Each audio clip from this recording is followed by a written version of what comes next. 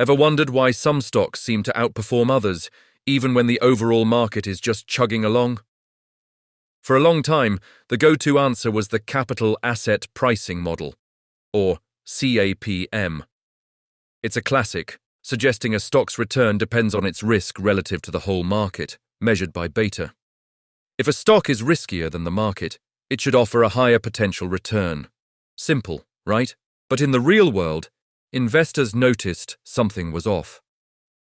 CAPM couldn't explain everything. There were anomalies, patterns in returns that the model just couldn't account for.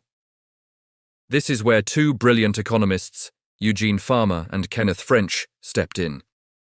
In the early 90s, they looked at decades of stock market data and said, hey, what if there's more to the story than just market risk? And they found that there was.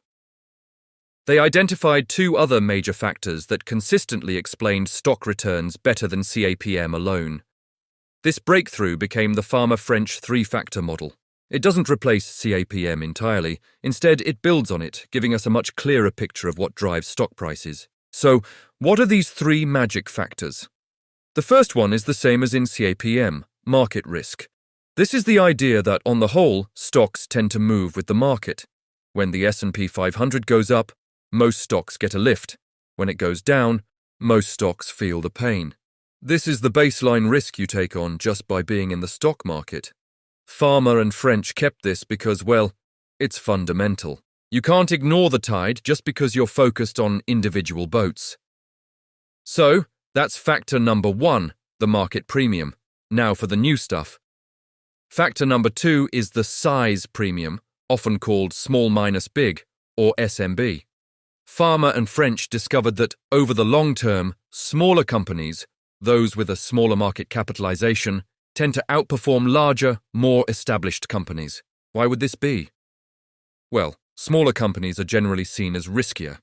They might have less stable earnings, less access to capital, and be more vulnerable to economic downturns. To compensate for this extra risk, investors demand a higher potential return. So the SMB factor captures this extra return you might get for betting on the little guys. The third factor is the value premium, known as high minus low, or HML. This one's about how the market values a company's assets.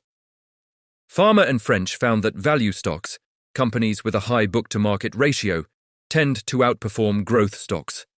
A high book-to-market ratio means the company's stock price is relatively cheap compared to its book value, its net worth on paper. Think of them as the unglamorous bargain bin stocks. Growth stocks, on the other hand, are the popular kids with high price tags and high expectations for future growth.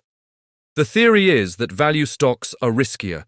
Perhaps because they're in financial distress or out of favor, investors need a higher expected return to take a chance on them, creating the value premium. So, let's put it all together. The Fama French three-factor model says a stock's expected return isn't just about its market risk. It's a combination of its sensitivity to the market, its exposure to small-cap stocks, and its exposure to value stocks.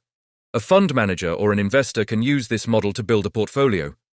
If you want to aim for higher returns, you could tilt your portfolio towards smaller companies and value companies. Of course, this comes with higher risk, but the model helps you understand where that potential extra return is coming from. It's a powerful tool that changed how we think about asset pricing.